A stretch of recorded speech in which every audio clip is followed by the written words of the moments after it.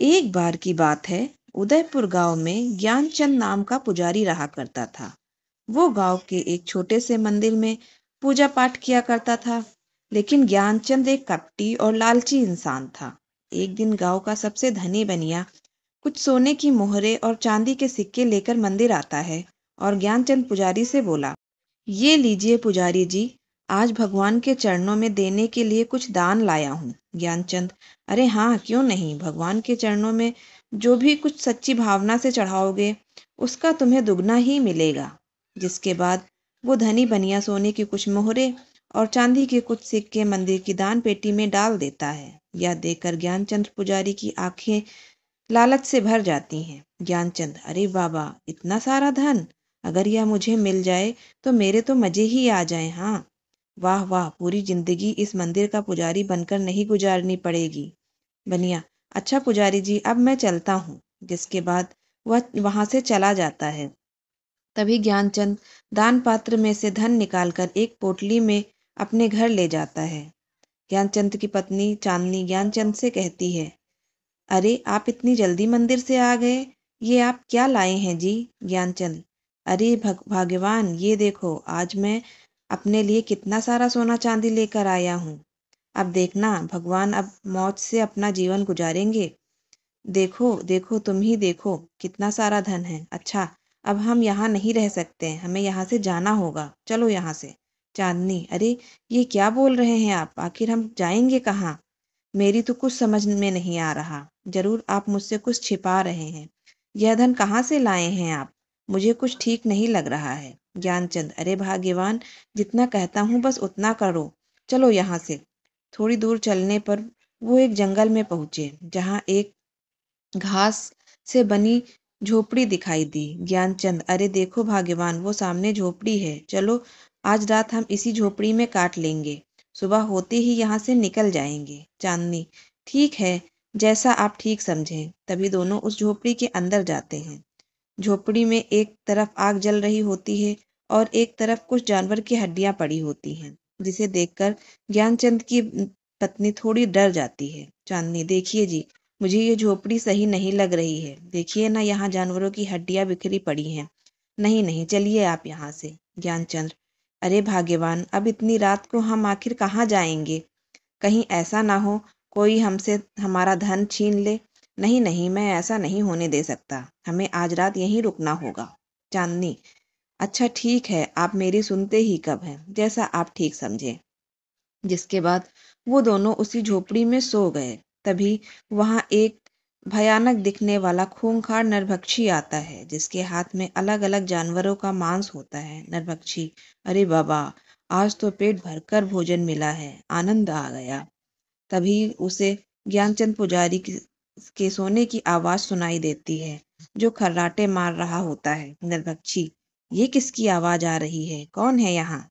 तभी वो देखता है पुजारी और उसकी पत्नी उसकी झोपड़ी में जमीन पर सो रहे होते हैं। नरभक्षी, अरे वाह, आखिरकार मेरे लिए नया भोजन आ ही गया। बहुत दिन हो गए किसी इंसान का मांस नहीं खाया, और अब ये नर और मादा दोनों इंसानों का मांस खाने को मिलेगा। तभी ज्ञानचंद्र और उसकी पत्नी की नींद खुल गई। वो दोनों उस नरभक्षी को देखकर हैरान हो जाते हैं और बुरी तरह डर जाते हैं। नरभक्षी, मैं तुम दोनों को खा जाऊंगा, आज मेरे पेट को भरपूर शांति मिलेगी। मैं खूंखार नरभक्षी हूँ, मुझे इंसानों का मांस खाने में बहुत मजा आता है। ज्ञानचंद, अरे हमें छोड़ दो, जाने दो, हमें नहीं पता था ये तुम्हारी झोपड़ी है, हमें रुकने के लिए शरण चाहिए थी, इसलिए झोपड़ी में आ गए। छोड़ दो, हमें जाने दो, मैं एक मंदिर का पुजारी हूँ, पूर्ण रूप से शाकाहारी हूँ, कभी मांस को हाथ नहीं लगाया है। ऐसे में तुम्हें हमें खाने में बिल्कुल भी मजा नहीं आएगा, छोड़ दो, हमें जाने दो। नरभक्षी, क्या कहा? तुम शाकाहारी हो? तुम दोनों को खाकर मुझे ना स्वाद आएगा और ना मजा, इसलिए मैं तुम दोनों को नहीं खाऊंगा, लेकिन तुम्हें इसके बदले में मेरे लिए जंगल से जानवर का मांस लाना होगा। जाओ और जाकर मेरे लिए मांस लेकर आओ, मेरी भूख को शांत करो, जाओ, वरना मैं तुम्हें खा जाऊंगा। ज्ञानचंद, हाँ हाँ, क्यों नहीं, हम दोनों अभी जंगल जाते हैं और तुम्हारे लिए किसी जानवर का मांस लेकर आते हैं। नरभक्षी, नहीं, तुम दोनों नहीं, सिर्फ तुम जाओगे। अगर तुम वापस मेरे लिए मांस लेकर नहीं आए तो तुम्हारी ये पत्नी मेरे पास यही मेरी झोपड़ी में रहेगी। अगर तुम जल्दी से मेरे लिए जानवर का मांस नहीं लेकर आए तो मैं तुम्हारी पत्नी को खा जाऊंगा, समझे? अब जाओ यहाँ से। ज्ञानचंद: राक्षस महाराज, ये आप क्या बोल रहे हैं? नहीं नहीं, आप मेरी पत्नी को मत खाइए। मैं अभी आपके लिए जानवर का मांस लेकर आता हूँ। चांदनी: मैंने तो पहले ही कहा था ये झोपड़ी मुझे सही नहीं लग रही, लेकिन आपने धन पाने की लालच में इतनी बड़ी मुसीबत में डाल दिया। अब इस नरभक्षी के लिए किसी जानवर का मांस लेकर जल्दी आइए, वरना ये नरभक्षी मुझे खा जाएगा। ज्ञानचंद: नहीं नहीं भाग्यवान, तुम चिंता मत करो, मैं जानवर का मांस लेकर जल्दी ही वापस आऊंगा। जिसके बाद वो जंगल जाता है। जंगल में थोड़ी दूर चलने पर वो देखता है कि एक भालू का छोटा बच्चा मरा हुआ पड़ा है, जिससे कुल कुछ चील कौवे नोच रहे हैं। ज्ञानचंद: अरे ये भालू का बच्चा तो मरा पड़ा हुआ है, मैं इसे ही नरभक्षी के पास ले जाता हूँ। इसके बाद वो उस भालू के बच्चे को अपने हाथों में उठाकर उस नरभक्षी की झोपड़ी में जाता है। तभी ज्ञानचंद देखता है कि उसकी पत्नी नीचे जमीन पर पड़ी हुई है और नरभक्षी बड़े मजे से उसके शरीर का मांस नोच नोच कर खा रहा है। ये देखकर ज्ञानचंद हैरान रह जाता है और जोर जोर से रोने लगता है। ज्ञानचंद: अरे कपटी नरभक्षी, ये तूने क्या किया?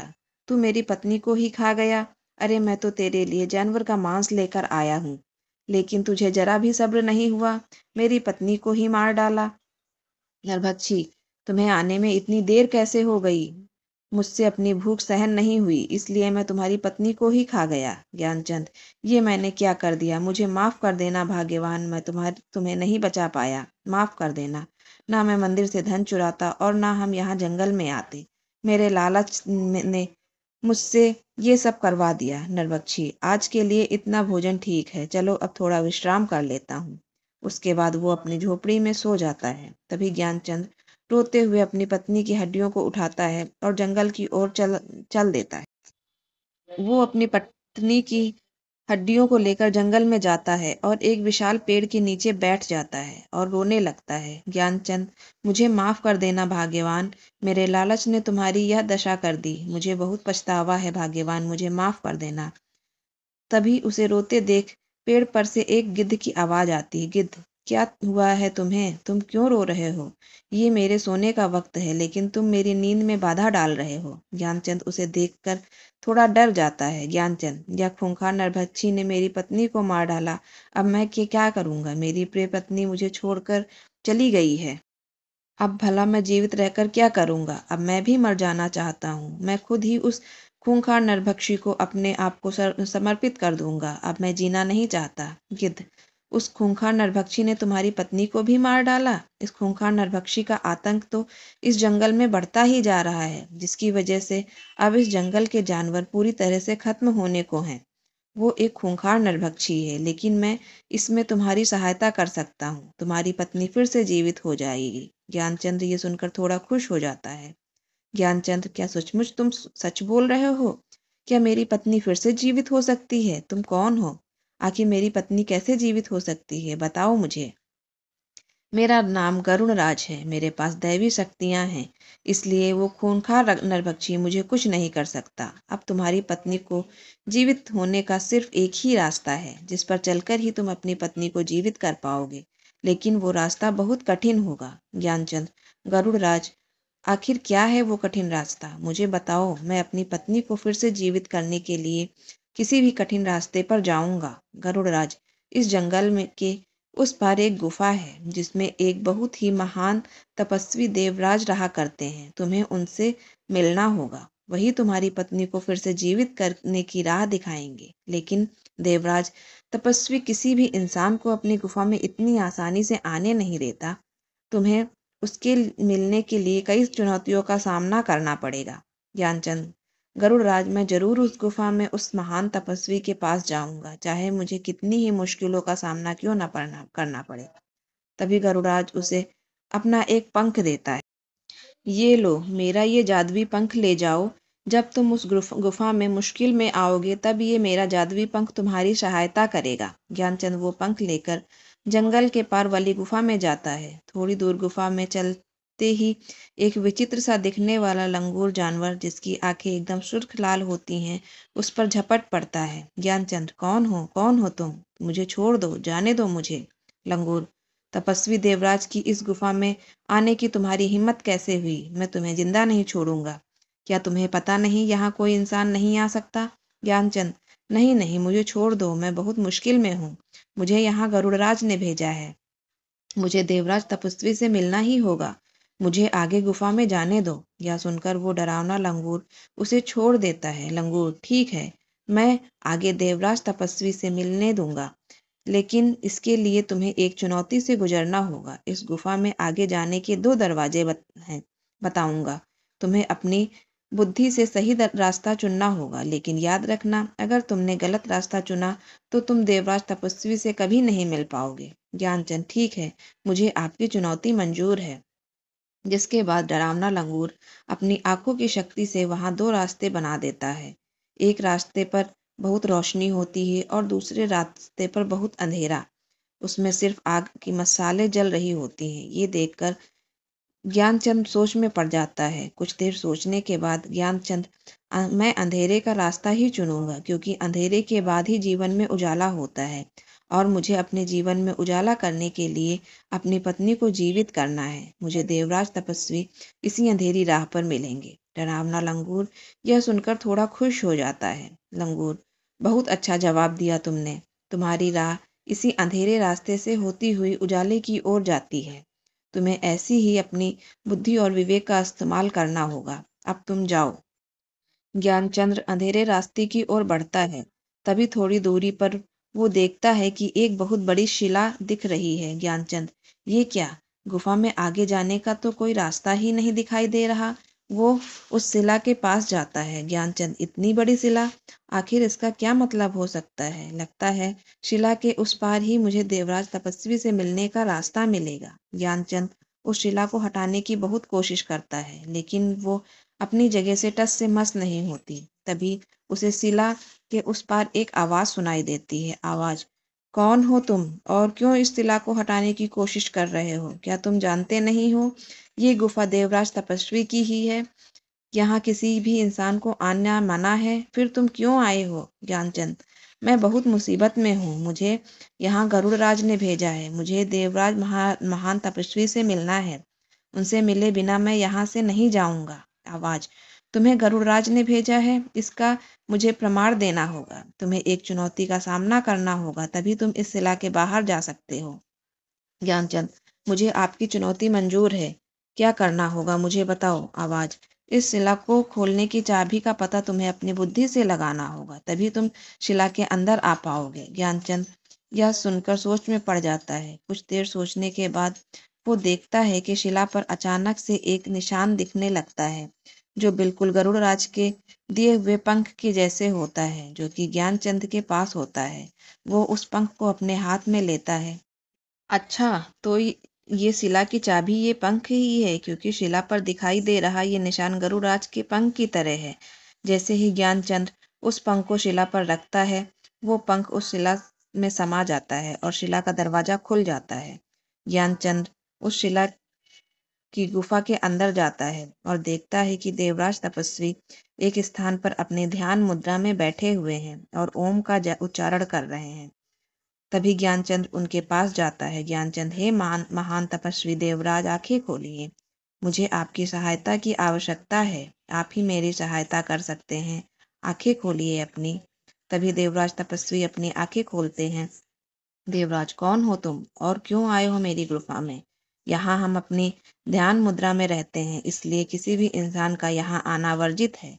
लेकिन तुम यहाँ इतनी चुनौतियों का सामना करके आए हो, तो हम तुम्हारी सहायता अवश्य करेंगे। बताओ, हम हमें हम तुम्हारी क्या सहायता कर सकते हैं? ज्ञानचंद: मैं एक मंदिर का पुजारी था, लेकिन अपने लालच के कारण एक दिन उस मंदिर से कुछ सोना चांदी चुरा कर अपनी पत्नी के साथ इस गुफा के पार वाले जंगल में आ गया। लेकिन वहां हमारा सामना खूंखार नरभक्षी से हुआ और उसने मेरी पत्नी को ही अपना शिकार बना लिया। वह खूंखार नरभक्षी एक एक करके सभी जंगल के जानवरों को अपना शिकार बना रहा है। मैं अपनी पत्नी को दोबारा जीवित करना चाहता हूँ। मेरी पत्नी की जान मेरे ही लालच के कारण गई है, इसलिए मैं अपनी पत्नी को फिर से जीवित करना चाहता हूँ। आप ही मेरी सहायता कीजिए देवराज। देवराज: दुष्ट व्यक्ति, तुझने अपनी लालच के कारण अपनी पत्नी को गवा दिया। मैं तुम्हारी सहायता नहीं करूंगा, जाओ यहाँ से। ज्ञानचंद ये सुनकर तपस्वी के पैरों पर गिर पड़ता है। ज्ञानचंद, नहीं नहीं देवराज, ऐसा मत बोलिए। आप एक महान तपस्वी हैं। मैं जानता हूँ मुझे लालच नहीं करना चाहिए था, लेकिन अब मैं अपनी पत्नी को फिर से जीवित करना चाहता हूँ। मेरी सहायता कीजिए। ज्ञानचंद की ये बातें सुनकर देवराज, अच्छा तो ठीक है, मैं तुम्हारी सहायता अवश्य करूंगा, लेकिन इससे पहले तुम्हें मेरे 2 सवालों का उत्तर देना होगा। तुम्हारे दूसरे उत्तर में ही तुम्हें वो वस्तु मिलेगी जिससे तुम अपनी पत्नी को दोबारा जीवित कर सकते हो, और उस खूंखार नरभक्षी का विनाश भी उसी से होगा। इसलिए तुम्हें अपनी बुद्धि और विवेक का उपयोग करके ही दोनों उत्तर देने होंगे। अगर कोई भी उत्तर गलत हुआ तो हम तुम्हारी सहायता नहीं करेंगे। तुम्हें यहाँ से खाली हाथ जाना होगा। ज्ञानचंद, नहीं नहीं तपस्वी देव, मैं यहाँ से खाली हाथ नहीं जाना चाहता। मैं आपके दोनों सवालों का सही उत्तर देने की जरूर कोशिश करूंगा। देवराज, तो बताओ, तुम्हारा पहला प्रश्न है, इस संसार में मनुष्य के जीवन में भाग्य बड़ा है या बुद्धि? ज्ञानचंद ये सुनकर थोड़ा सोच में पड़ जाता है। ज्ञानचंद, आपके इस प्रश्न का उत्तर बुद्धि है देवराज तपस्वी, क्योंकि मनुष्य के जीवन में बुद्धि ही वो मार्ग है जिस पर चलकर भाग्य को बदला जा सकता है। भाग्य कभी बुद्धि को नहीं बदल सकता, लेकिन बुद्धि में वो गुण होते हैं जो भाग्य को बना और बिगाड़ सके। इसलिए भाग्य और बुद्धि में बुद्धि ही बड़ी है। देवराज, बहुत ही उत्तम, तुमने बिल्कुल सही उत्तर दिया। मनुष्य अपनी बुद्धि से ही कुछ भी हासिल कर सकता है। भाग्य का मार्ग बुद्धि के मार्ग से के आगे छोटा होता है। अब तुम्हें अपने दूसरे प्रश्न का उत्तर देना होगा। ये प्रश्न तुम्हारे लिए बहुत महत्वपूर्ण है और कठिन भी। अगर तुम्हें इसका सही उत्तर नहीं दिया तो तुम्हें यहाँ से खाली हाथ ही लौटना होगा। तो बताओ, इस संसार में मनुष्य के जीवन में भूख, प्यास, नींद और आशा, इन चारों में से सर्वश्रेष्ठ क्या है? ज्ञानचंद सोच में पड़ जाता है। ज्ञानचंद, आपके दूसरे प्रश्न का उत्तर आशा है देवराज, क्योंकि आशा अर्थात उम्मीद पर ही ये संसार टिका हुआ है। क्योंकि मनुष्य के जीवन में एक आशा ही होती है जो मनुष्य के जीवन के कठिन से कठिन कार्य को करने की ताकत देती है। मनुष्य जीवन में आशा घने अंधेरे और उस रोशनी की किरण की तरह है जो मनुष्य को घनघोर कष्ट में भी जीने की प्रेरणा देती है। देवराज, वाह, बहुत ही उत्तम उत्तर। तुम्हारा ये उत्तर भी बहुत बिल्कुल सही है। मैं तुम्हें बहुत खुश हुआ। तुम्हारी बुद्धि ने मुझे प्रभावित किया, इसलिए मैं तुम्हारी सहायता अवश्य करूंगा। तभी तपस्वी उसे एक जल से भरा अपना लोटा देता है। देवराज, ये लो, ये अमृत ही तुम्हारी सहायता करेगा। इसे उस नरभक्षी की आंखों में डाल देना और इसकी कुछ बूंदें अपनी पत्नी की हड्डियों पर डाल देना, जिससे तुम्हारी पत्नी जीवित हो जाएगी। वो अमृत अपने हाथों में ले लेता है। ज्ञानचंद, आपका बहुत बहुत धन्यवाद तपस्वी राज। अब मैं इस अमृत से अपनी पत्नी को दोबारा जीवित कर पाऊंगा और उस नरभक्षी का अंत भी। देवराज, जाओ, तुम्हारा कल्याण हो। इसके बाद ज्ञानचंद अमृत लेकर उसी जंगल में जाता है। तभी उसे वो नरभक्षी मिलता है। नरभक्षी ज्ञानचंद के हाथ में वो अमृत का लोटा देख लेता है। नरभक्षी, तो तू उस तपस्वी देवराज के पास गया था। उसने ही मुझे मेरे अंत का रास्ता बताया होगा, लेकिन मैं ऐसा नहीं होने दूंगा। मैं तेरे सामने ही नहीं आऊंगा तो तू मेरी आंखों में यह अमृत भी नहीं डाल पाएगा, लेकिन मैं तुझे जिंदा नहीं छोड़ूंगा, मैं तुझे भी खा जाऊंगा। नरभक्षी ज्ञानचंद्र को अपने दांतों से उसकी गर्दन से पकड़ लेता है। तभी वहां गरुड़राज पेड़ से खूंखार नरभक्षी के ऊपर छलांग मारता है और नरभक्षी ज्ञानचंद की गर्दन को छोड़ देता है। नरभक्षी, ये तूने अच्छा नहीं किया गरुड़, मैं तुझे भी जिंदा नहीं छोड़ूंगा। आज तुम दोनों को खाकर ही मैं अपनी भूख मिटाऊंगा। तभी ज्ञानचंद्र अपने हाथ में उपस्थित अमृत खूंखार नरभक्षी की आंख में डाल देता है। अमृत डालते ही नरभक्षी जोर जोर से चिल्लाने लगता है। देखते ही देखते नरभक्षी जलकर भस्म हो जाता है। इसके बाद ज्ञानचंद और गरुड़ की आंखों में थोड़ी खुशी दिखाई देती है। गरुड़राज, नरभक्षी का तुमने अंत कर दिया है। वाकई में तुम बहुत बहादुर निकले। अब जाओ और अपनी पत्नी की हड्डियों पर इस अमृत की बूंदें डाल दो। इसके बाद ज्ञानचंद अपनी पत्नी की हड्डियों पर उस अमृत को डालता है। उसकी पत्नी दोबारा जीवित हो जाती है, जिसे देखकर ज्ञानचंद खुश हो जाता है। ज्ञानचंद, आखिर तुमने फिर से जीवित हो गई भाग्यवान।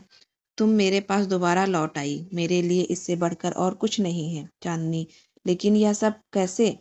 मुझे तो उस नरभक्षी ने मार डाला था, फिर यह सब कैसे हुआ? जिसके बाद ज्ञानचंद्र अपनी पत्नी को सारी बात बताता है। चांदनी: आप तो सचमुच एक बहादुर इंसान निकले। आपने लालच में जो पाप किया था उसकी सजा आपको इस रूप में मिली है। आपके लालच ने मुझे सदैव के लिए आपसे दूर कर दिया था, लेकिन आपके पश्चाताप और मुझे दोबारा जीवित करने की इच्छा ने मुझे फिर से आपके पास वापस ला दिया है। अब आप कभी लालच के झांसे में मत आइएगा।